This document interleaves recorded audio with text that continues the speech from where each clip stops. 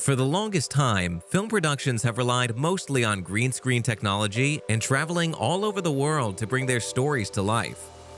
Think back to the very first Star Wars movies, which were shot in various locations like Tunisia and Norway, or movies like Avengers Endgame, where the actors were surrounded by green screens and they had to imagine the world they were on.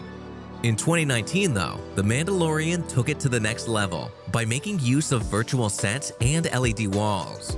They were the first major production to make use of the tech the way they did, and that's exactly what we'll be diving into today. Welcome to the Modern Day Geeks, where we talk about tech, films, games, and everything under the sun. Be sure to subscribe so you don't miss out on all our future videos. So back when the first season of The Mandalorian was in production, the crew was faced with a huge challenge. The Mandalorian, or Mando as he's known in the series, wears really shiny armor. Wait, hold up. That doesn't sound so bad. His shiny armor is one of the coolest parts of the show.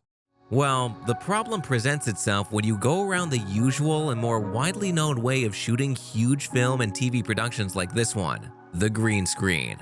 Because green screens plus shiny armor, not a good mix. Why is that? When filming using green or blue screens, there's a common issue that comes up known as spill. This refers to the colored light that reflects off the green screen and onto the actors. It's a problem that every production faces, and with a bit of time, it can be solved in post-production. In the case of The Mandalorian, however, it wasn't going to be that easy. Remember the shiny armor? Not only will the spill be more prominent, it would also reflect directly off of the armor and make fixing it in post a real nightmare. So what solution did showrunner Jon Favreau and the folks over at Industrial Light and Magic go for? 2 words: virtual sets.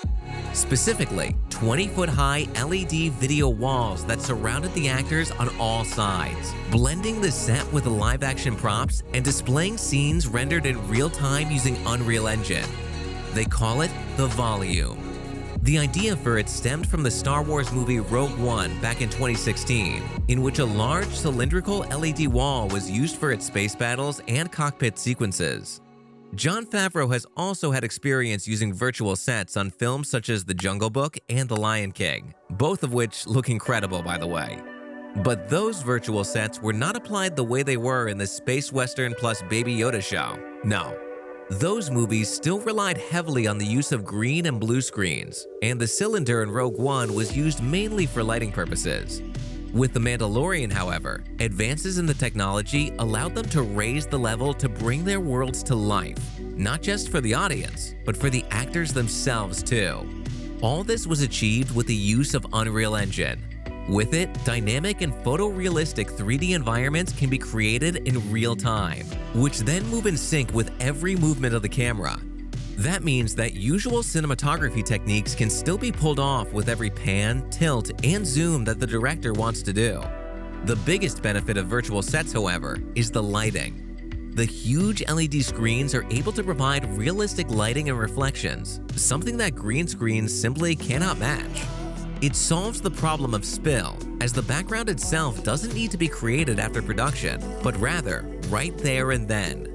The entire setup allows the cast to shoot in multiple locations in a single day, going pretty much from planet to planet and saving time and money in the process. So are virtual sets and LED walls the future of filmmaking? That looks to be the case.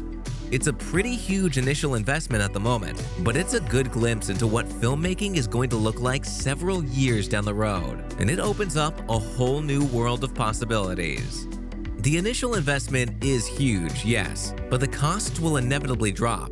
And when that happens, LED walls will for sure go from just being seen as green screen substitutes to becoming a huge part of mainstream production and change the game forever. What movie would you like to make if you had this tech? Let us know your thoughts down in the comments below, and be sure to hit the like button and subscribe to the channel while you're at it. We're the Modern Day Geeks, and we'll see you on the next one.